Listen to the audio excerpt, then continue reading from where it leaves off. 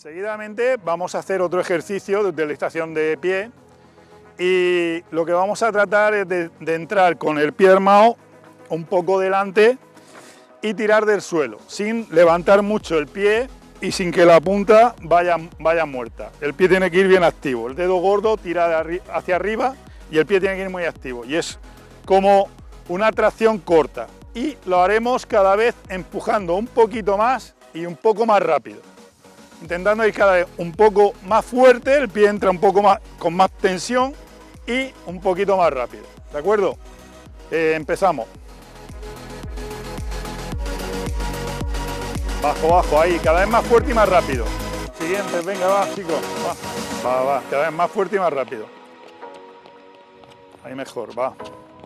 Fuerte y más rápido.